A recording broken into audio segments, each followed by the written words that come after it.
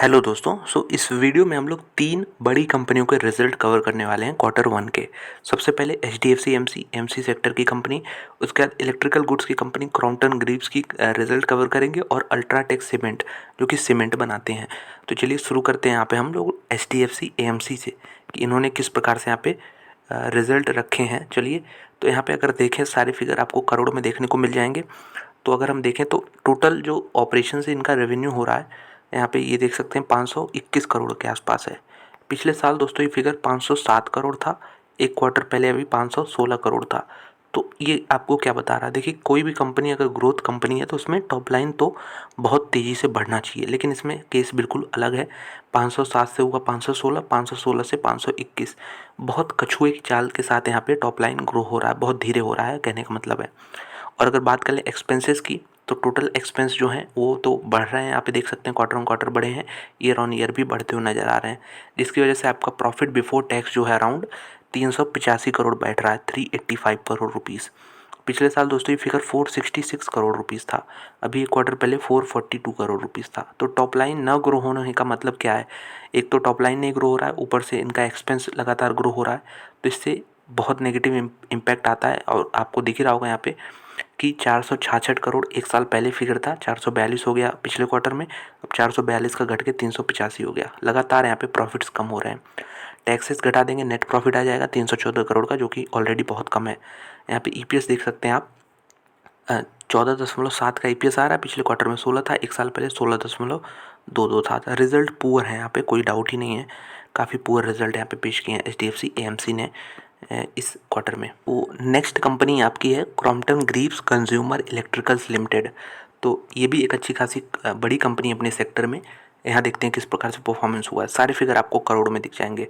1873 करोड़ का यहाँ पे आपको टॉप लाइन दिख रहा है, पिछले क्वार्टर में 1570 था, एक साल पहले यहाँ पे 1070 था। तो अब ग्रोथ का मतलब ये होता है दोस्तों, यहाँ पे देख सकते हैं रेवेन्यू किस तरह से ग्रो कर रहा है यहाँ पे। लेकिन रेवेन्यू ग्रो करने से सब कुछ नहीं होता जब तक आप एक्सपेंसेस पे काबू ना पाएँ। यहाँ पे बिल्कुल आउट ऑफ कंट्रोल ऐसा लग रहा है, चला गया 1700 करोड़ के आसपास। पिछले क्वार्टर में 1344 था, एक साल पहले 943 था।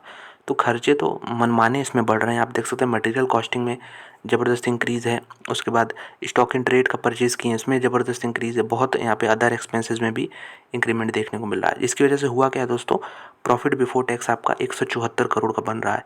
एक्सपेंसेस बढ़ गए हैं, हालांकि टॉप लाइन बढ़ी है लेकिन एक्सपेंसेस ज़्यादा तेज़ बढ़े हैं, इस वजह से 174 करोड़ का प्रॉफिट बन रहा है बिफोर टैक्स। पिछले क्वार्टर में 213 करोड़ का फिगर था, एक साल पहले 127 करोड़ का फिगर था।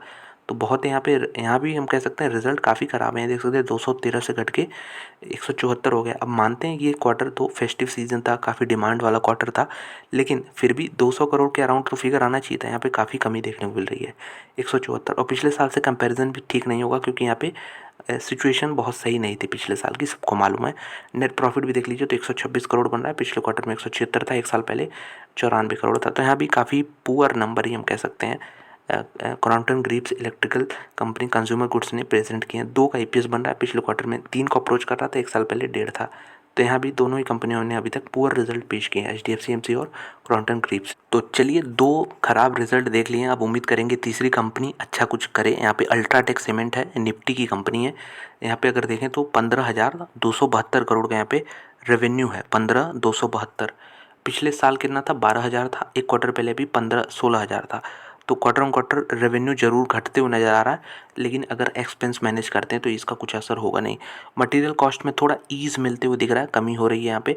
और टोटल एक्सपेंस की बात कर लें तो 13,000 करोड़ के आसपास है, जो कि पिछले क्वार्टर में 13,604 था। तो सीमेंट कंपनियों से एक्सपेक्टेड था कि काफ़ी वीक रिजल्ट पेश करेंगी एक्सपेंसेस बढ़ने की वजह से, क्योंकि इसमें इनका अगर आप देखें तो पावर एंड फ्यूल का कंपोनेंट है, वो भी काफ़ी बढ़ते हुए नज़र आ रहा है, क्रूड ऑयल बढ़ रहा है। तो यहाँ पे प्रॉफिट बिफोर टैक्स देख सकते हैं कितना बन रहा है। यहाँ पे profit before tax around 2,292 crore बन रहा है, पिछले क्वार्टर में 2,255 करोड़ था। तो रिजल्ट अच्छे लग रहे हैं, क्यों? क्योंकि क्वार्टर ऑन क्वार्टर इंक्रीमेंट देखने को मिल रहा है।